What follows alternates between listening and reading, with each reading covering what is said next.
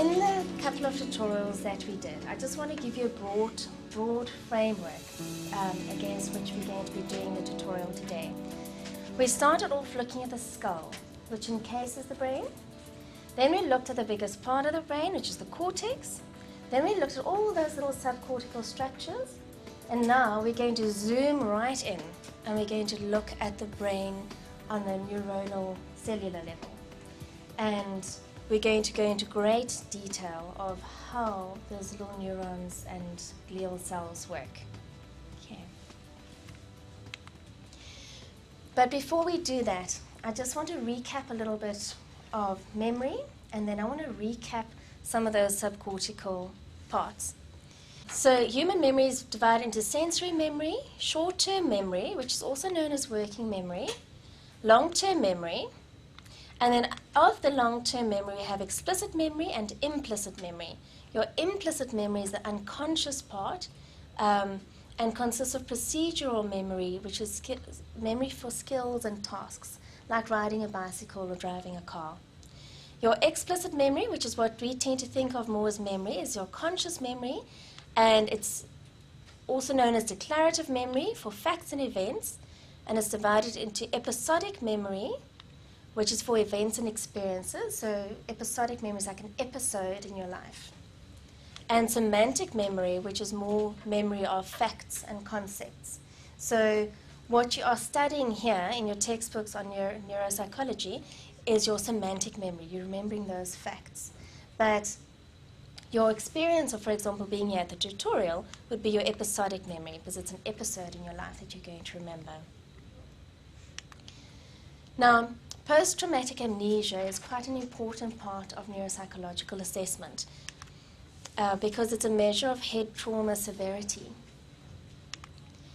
And it usually correlates quite well with the Glasgow Coma Scale.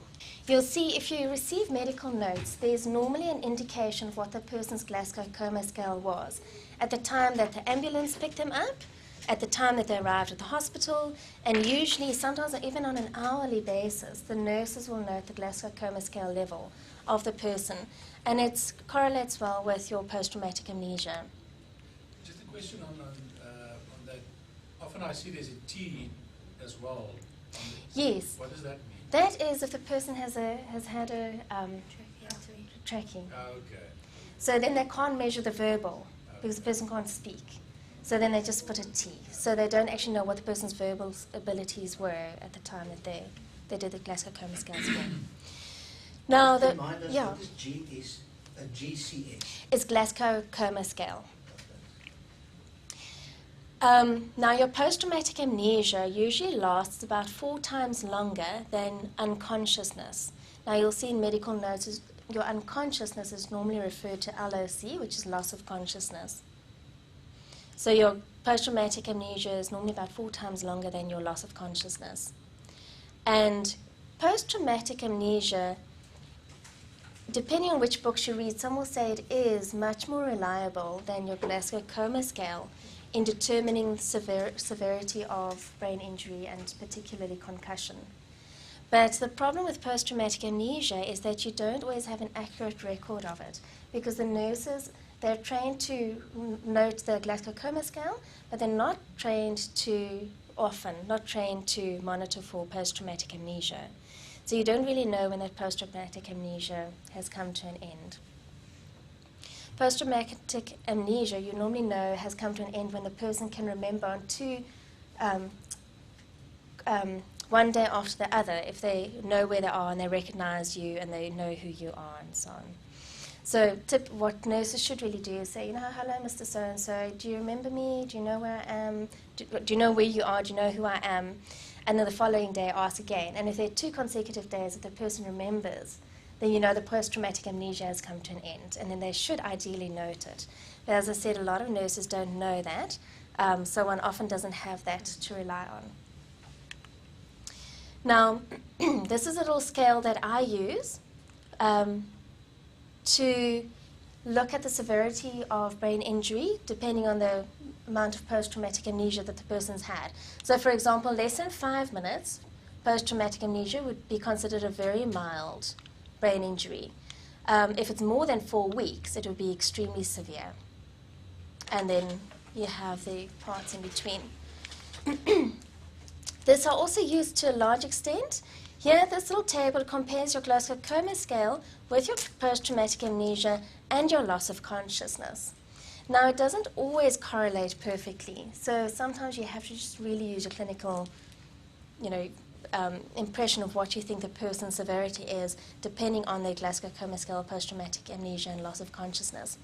But for example, usually, a person who's had a Glasgow Coma Scale of between 13 and 15, a post-traumatic amnesia of less than an hour, and loss of consciousness of less than 10 minutes could be considered to be a mild brain traumatic injury.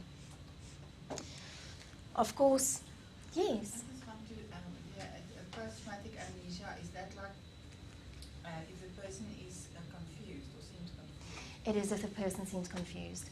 And so post-traumatic amnesia, what I didn't say, Nana, is also the time that their anterograde amnesia. So the time before the accident, how far back they can remember, and then including how long after the accident it took before they were no longer confused. So if they have a patchy memory, like they can remember snatches or they came to consciousness and then out again, what would that be? You really want, the post-traumatic amnesia really comes to an end when they remember things fairly clearly, not patchily anymore, but a consistent memory of what's that going on. would that be considered post-traumatic amnesia as well? My understanding is it would. That would be considered post-traumatic amnesia as well. I just want to say about mild traumatic brain injury. A person might have, according to this, a mild traumatic brain injury, but it could have quite a severe effect on their lives. So just because they have a mild traumatic brain injury doesn't mean that they're not severely affected in their lives. Because, for example, if it's a student and you have a mild traumatic brain injury, it's very difficult to concentrate if you've had mild traumatic brain injury. So they might not be able to study any further because they just can't get through their course. And that would obviously have quite a severe impact on their lives. So one just needs to bear that in mind when you're writing reports. Now, the value of learning about memory and an understanding memory and the different facets of memory is because this is the one area where you can pick up on malingering. Malingering is if somebody's exaggerating their symptoms. And people often assume that if you have a brain injury, you're going to have problems with your memory. But the lay people don't know all the intricacies of memory and how it works. So in a sense, one can catch them out. So, for example, when you do the Ray Auditory Verbal Learning Test, that's for the list learning test, where you read 15 words to a person, and they need to remember as many of those as they can. Then you read it to them again. They have to recall as many as they can. You do it for 5 trials. Then you read them a second different list of 15 words. They must tell you what they remember from that list. And then you ask them, please tell me what you remember from the first list. Then after a half an hour delay, you ask them again to tell you what was on that first list. And then after that, you give them a recognition format where you have the words that were on the first list and the words that were on the second list and other words that are semantically and phonemically similar. And they're all mixed up on a page. And you ask them to recognize which words were on that first list.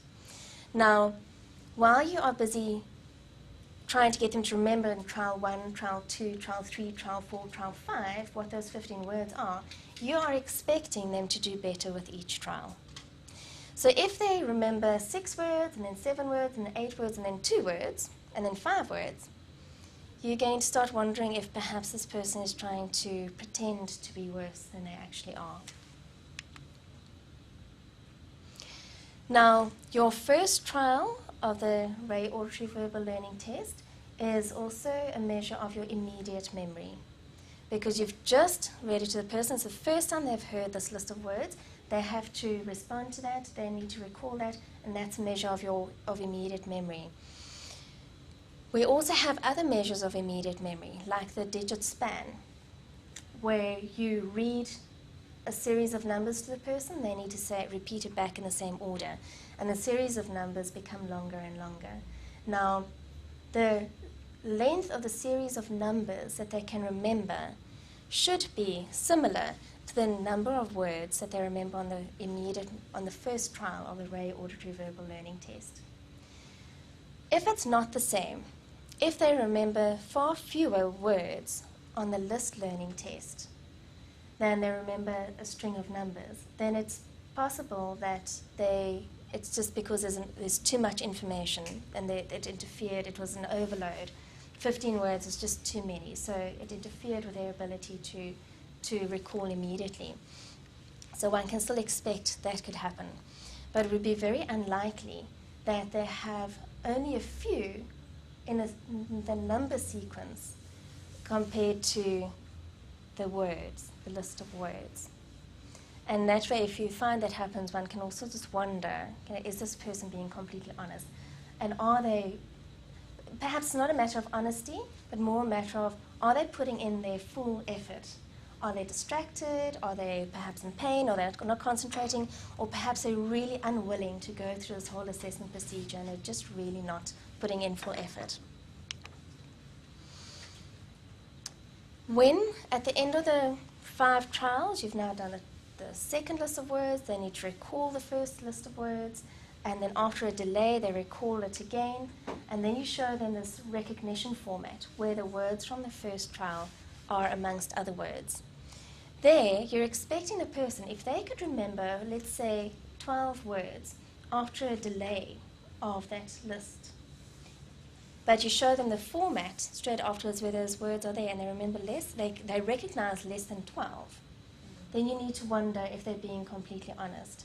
Because they should, if they've just recalled it, they should recognize it amongst the other words, and they should really be doing quite a lot better on that recognition format.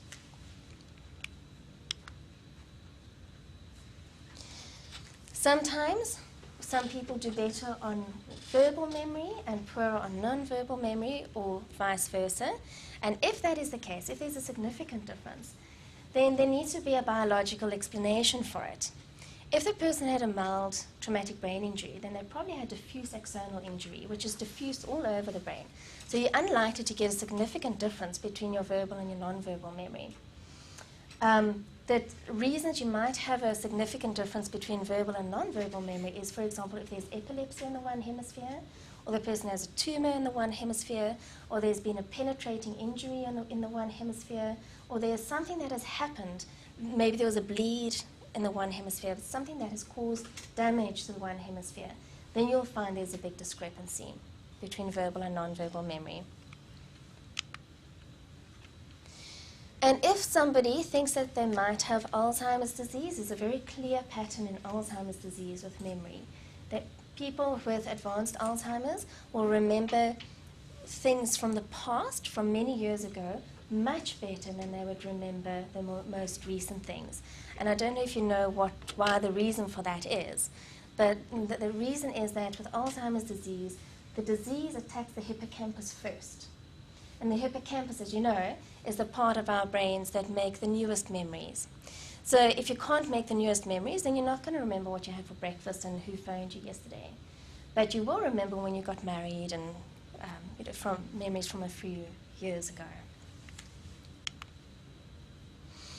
And as I mentioned last time, emotion has a very strong effect on memory. So it's very unlikely that somebody would remember a book they read that didn't mean much to them, but not remember when their child was born, or something that has a very strong emotional content. Or if you have been hijacked. Or if you have been hijacked, you will remember that for sure. And then, of course, there's a difference between remembering events and remembering how to do something. So if somebody says to you, I've got a problem with my memory, I can't remember what I ate yesterday, and I can't remember how to drive a car, then you need to wonder, are they, really being upfront with you, because it's very unlikely that your implicit memory is going to be affected. Then, of course, one gets several tests of memory malingering, like the TOM, which is the test of memory malingering, where people are, it looks like a test for memory, but it's done in such a way that you can notice if somebody's not being entirely honest with you. And in our last tutorial, I will bring some tests along, and I'll include this one so you can have a look at it. Now, our memories are not perfect. Our brain stores important parts, and when we retrieve our memories, it fills in the gaps. So people who remember things are not necessarily remembering them accurately, and it's not because they're lying, it's just because our brain fills in the gaps. So you'll often find married couples arguing about who said what at what time, and the one remembers it this way and the other one remembers it that way. And it's not because the one is trying to frustrate the other one, it's just because they remember it differently. And that is also why witnesses in court their witness doesn't carry much water, because we know now that memories are not necessarily accurate. So if they say they saw that man grabbing that woman's handbag, you don't necessarily know if that is the case. Yes? And sleeping tablets, how do they actually affect memory? Sleeping tablets do affect memory, and I'll tell you my theory on why they do, but this is not necessarily accurate. But this part is accurate. When we sleep, during our REM sleep, our brain sorts through what we've experienced in the day, and it links it up with previous experiences, previous thoughts, fantasies we've had, a mishmash of thoughts and experiences, and that consists of our dreams. So, and that process is very important, because that is what the brain is doing as it's sorting through the information and busy storing it. So if you don't get a chance to dream, and my understanding is when you take sleep medication, you don't really dream, then your brain isn't getting a chance to really process that information as it should. And my theory is that is also why young mothers of newborn children, struggle to remember things, because they're woken up too often with the newborn baby. So they're not getting that chance to go through that whole REM process, and the brains aren't getting a chance to process all the information that they should. So they're forgetful. And one day I'd still like to prove that, but that's my theory. Now, confabulation is an interesting phenomenon where people are convinced that something is true when it isn't. And it's also because parts of their memory are being taken and the brain is making up a story. And I heard a presentation recently where they showed that most of the confabulation is very positive. So if, for example, a person is in an institution and he's all on his own and his wife only comes to visit him once a month, he might have this idea that he is living at home and his wife is in a different room and she's busy cooking his favorite meal for him. And he will stick with that, and he'll be fully convinced that that is the case. And that is confabulation. Excuse me. Quite a number of cases are known where psychologists have planted false memories in patients. That's my next. Thank you for that. That is my next point. Research has shown that through hypnosis and through just by talking to people, you can plant certain suggestions that then, when the person later recalls it, the brain picks that up and creates it into a memory. And that person can be convinced that this is what happened. You know, my father-in-law molested me when I was 6 years old, when perhaps he never did. And we've got to be so careful as psychologists not to plant ideas in people's head. And when it comes to hypnosis also tends to do that. The memories recovered from hypnosis are not necessarily a reflection of what really happened. So one needs to be very, very careful with relying on hypnosis as evidence. Now, before we go to the information that you're going to be dealing with in this coming month, I want to recap some of the subcortical structures. And I want to recap them using the visible body. How many of you have this app now, the visible body app? You've got it. I can strongly recommend it for those who who are, yeah, for all of you. Okay, if I stand here, can you see? Right. Now we're going to start off with a very basic half of the brain. And we've got the medulla oblongata, the pons, the midbrain. I'm just going to swivel it a little bit so that you can see the midbrain. Okay. The hypothalamus, again, not very well illustrated, but there we go, there it is. And of course, this little part here, which is your interthalamic adhesion, over there. Now, here we have the hippocampus, and at the next to that, the amygdala, the fornix. Here's your pituitary gland, the front part and the back part. Your olfactory bulbs with your olfactory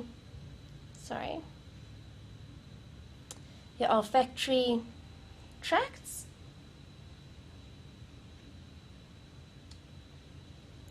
And here is your corpus callosum. Okay. Now I want to show you a different picture. This time we're now including the thalamus. You can see how big the thalamus is. There's a thalamus. This is now the thalamus on the right-hand side. Here's your medulla oblongata, your pons, your midbrain. This part here is your optic chiasm. Here's your pituitary gland, front and the back of it. Now I'm just going to swivel this brain around, and I want this cortex to disappear. Okay. Now you can see the thalamus on the left side as well. There's your thalamus.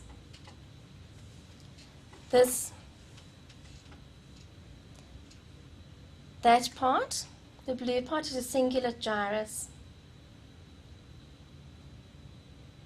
Of course, you've got your cerebellum. Okay. Now, here we have the brainstem with various other parts, and the cortex is gone.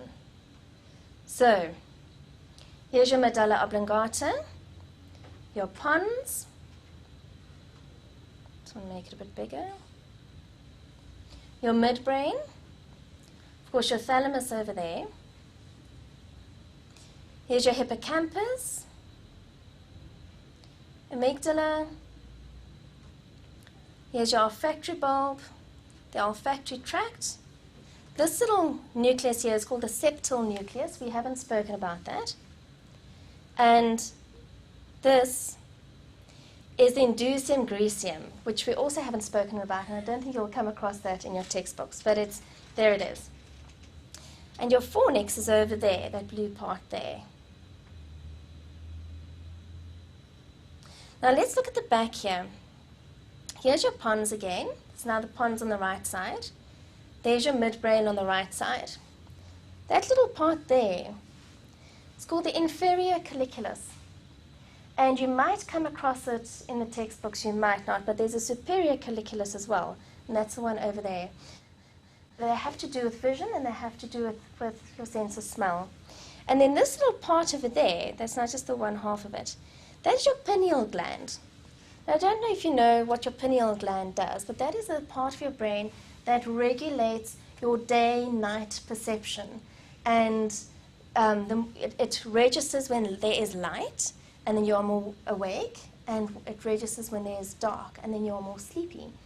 And it produces melatonin. And it produces melatonin, thank you. And I don't know how true this is because I haven't read research on this, but I've heard anecdotal accounts of people who live in countries where it's very dark. For example, in England, where you don't have a lot of daylight hours, particularly in the winter period, that people become very depressed because there isn't enough natural light coming in and going through to the pineal gland. Of course, there's your thalamus on the right, thalamus on the left. And there's your hypothalamus, the set of nuclei in between.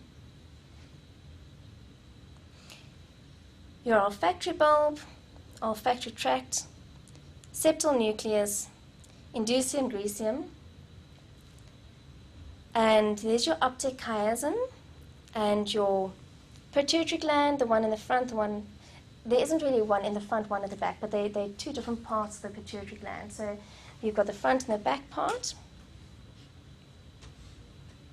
Okay, and now the last picture I want to show you is of the limbic system on its own.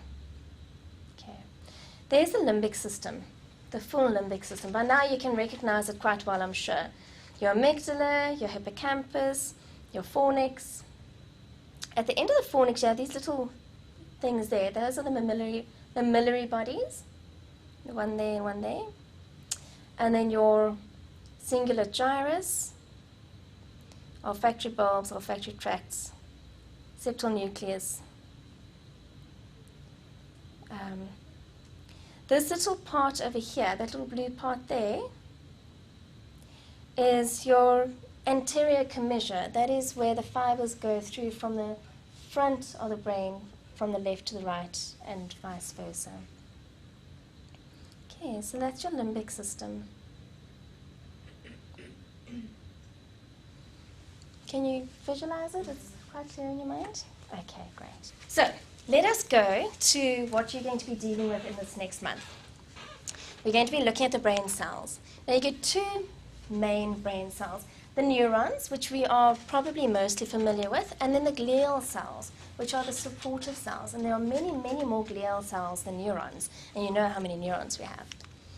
Now you have your basic neuron, and I'm sure all of us have studied this at some level in our degrees. You have the body, also known as the soma. There's the nucleus. And these are dendrites.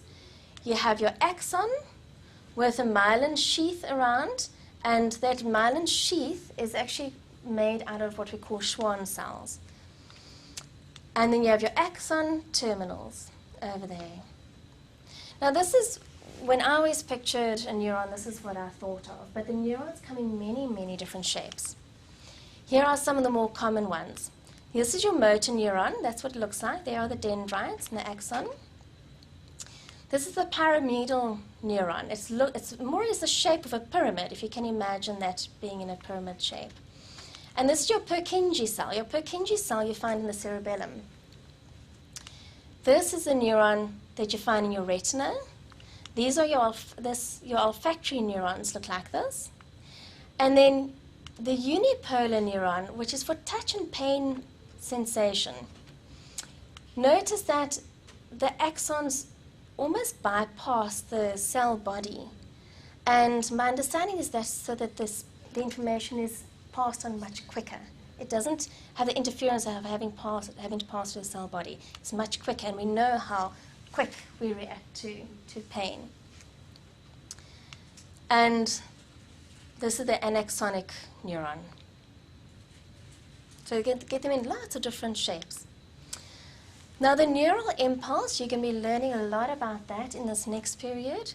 It comes in from the dendrites, and it passes through the axon, and it goes typically out through here to the next neuron. And here's an example. So here it comes. It synapses onto the next neuron, and then it gets passed on again. But you're going to be learning about what triggers the action potential. You know, what happens at cellular level to actually make it pass on a little electrical impulse or not pass it on.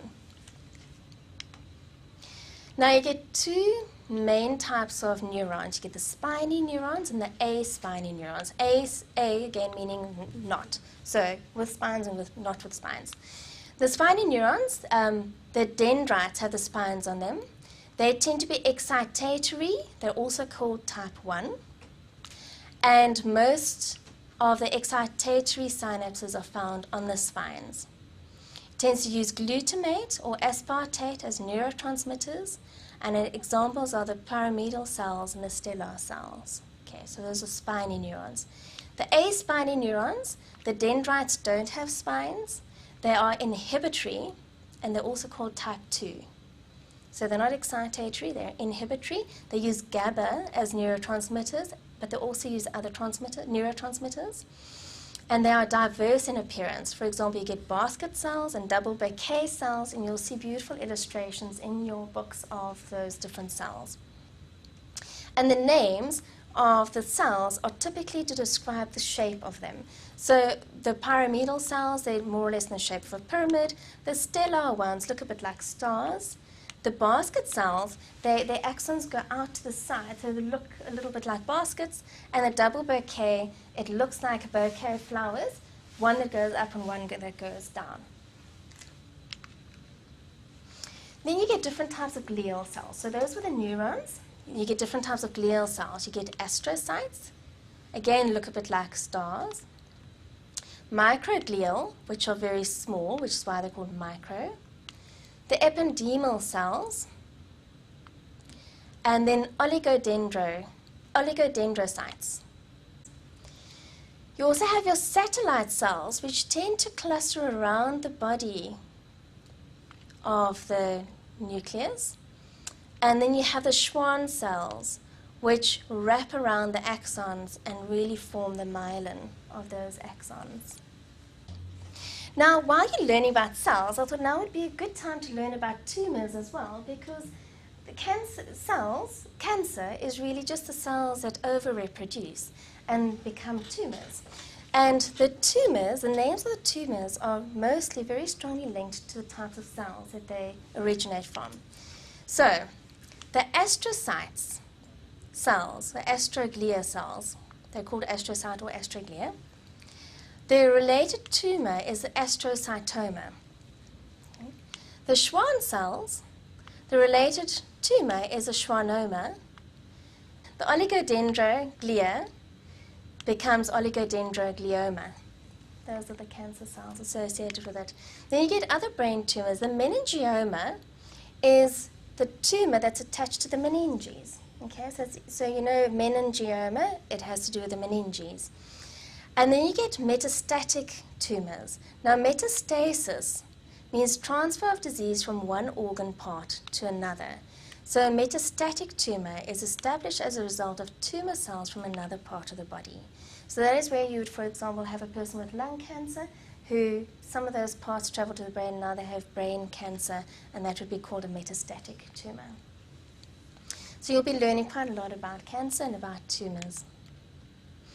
You're also going to be learning about the primary, secondary, and tertiary cortex of the brain. The primary cortex, you have sensory primary, such as your vision and your hearing and your taste. You have somatosensory, which is sensory information that comes from the rest of your body. And of course you have your motor cortex. And those are all primary cortexes. And those areas are myelinated first. When neurons are myelinated, it means that the messages can pass through much quicker. So when a baby is born, those areas are myelinated already because they see well, they hear well. And then the secondary cortex is your association area, and it elaborates on information from the primary areas. So where you have your primary somatic area here, somatosensory area here, this is your somatosensory association area. So information would first come in here and then go to this area. That's where it's processed on a higher level. Your auditory primary area is here, and then your auditory association area is over there. Same with the visual. Your visual primary cortex is here, then your visual association cortex is over there. And that is myelinated next. So as a baby develops, that starts to get myelinated, and the brain can more easily process this information.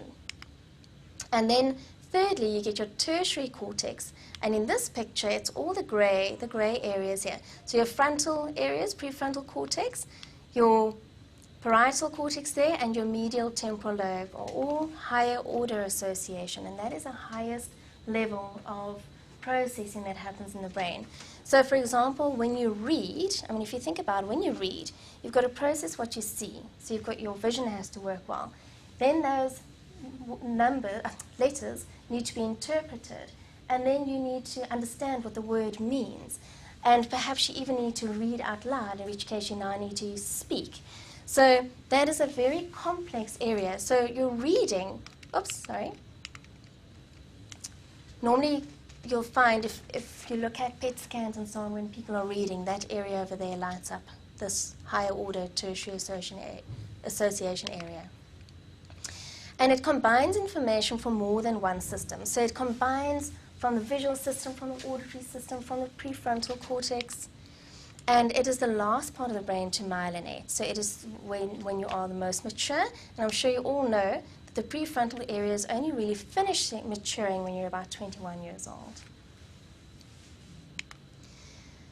And Brodmann, by now you'll know about the Brodmann's areas and Brodmann's map. What he did is he looked at the structure of the axon, of the neurons in the cortex, and looked at how they differ from area to area.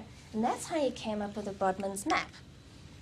Because he realized that, for example, that area looks different under the microscope to, for example, that area. And that's why he named it. At the time, he didn't necessarily know why it looks different, but he just plotted it out. And now that we've come a long way in everything we've learned, we realize that there are different layers of the cortex. There are 6 layers of the cortex, and depending on which area of the brain you're looking at, those 6 layers will look slightly different. So layers 1, 2, and 3, this is layers 1, 2, and 3 of the primary cortex, layers 1, 2, and 3 of the association cortex, layers 1, 2, 3 of the primary motor cortex. They receive input mainly from the 4th layer. And these areas are well developed in the secondary and tertiary areas. Now the 4th area, there, receives axons from sensory systems and from other cortical areas. So if this part of your cortex is receiving axons from sensory systems and other cortical areas, it would make sense that your sensory cortex, in your sensory area, that layer 4 would be much bigger, as you can see it is, compared to your motor cortex, which receives minimal axons from sensory areas. And your layers 5 and 6 send axons to other brain areas. So you can again understand why our motor cortex has very big areas 5 and 6, because they send out so many axons to the rest of the body for motor purposes. And this layer 4, as I said in the beginning, this information goes up to layers 1, 2, and 3. And you would understand then why the association cortex is quite large there, because it would need to integrate a lot of the information, because it's a secondary and tertiary area. Okay. Now you'll be able to read more in depth about that in this coming period. You also get different types of synapses. You get your axodendritic synapse, which is between the axon and the dendrite. Okay? For example here, the axon onto the dendrite. Then you get the axosomatic, which is the axon onto the cell body, which is also known as the soma. And the axonic, where the one axon synapses onto another axon, but not at the terminal. You get an axomuscular synapse, where the axon synapses onto a muscle. And the dendrodendritic, where the axons synapse onto, the dendrites synapse onto other dendrites. And the axosynaptic synapse. I think this is what we normally associate with a synapse. And then you also get extracellular synapses. That is where the synapse actually just sends those chemicals out into extracellular space. It doesn't go onto another neuron. Just a quick recap. This is now a slice of the brain through there, and you can clearly see the grey matter and the white matter. So what we've been talking about now, about the layers of the cortex, is really the layers of the grey matter. Okay. Now let's look at the white matter. You can see there's obviously a lot of white matter in our brain. And while we're thinking about white matter, let's look at white matter disease. Now, one of the main types of white matter disease is multiple sclerosis. So I've added it in your program to learn about multiple sclerosis while we're at it. Here is a very healthy axon with its myelin. Here is an axon with damaged myelin. Now, when the myelin is damaged, those electrical impulses can't go smoothly. So, and this is what tends to happen in multiple sclerosis. You'll be learning more about that. You're also going to be learning about the blood-brain barrier, and you have a whole chapter on drugs and the effect of drugs and medications on the brain, and it's extremely interesting. With a blood-brain barrier, here's your capillary, you've got blood running through here. Only certain substances can get through those capillaries into the brain because you've got this protection of these glial cells here, the astrocytes. They pack very tightly around the capillaries, so substances can't easily go through it. But if it does, and water, oxygen, and glucose tends to go through it quite easily, here are your neurons. They get fed, and they eventually caught up, any leftovers as such, is caught up in the cerebrospinal fluid and moves away from the brain. Now, as I said, you're going to be learning about drugs, psychoactive drugs, and there are different categories of them. You're going to be learning about the sedative hypnotics and the anti-anxiety agents, like alcohol. We tend to not think of alcohol as a drug, but we really ought to. The barbiturates and the benzodiazepines. The antipsychotic medications, the antidepressants. I'm really just going through it very quickly now, but you'll be reading about it in depth in your textbook. The mood stabilizers, narcotic analgesics like codeine, morphine, and heroin. For some of these drugs are used for medicinal purposes, and some of them are used as street drugs that people get addicted on. And then you get psychomotor stimulants like amphetamine and like caffeine.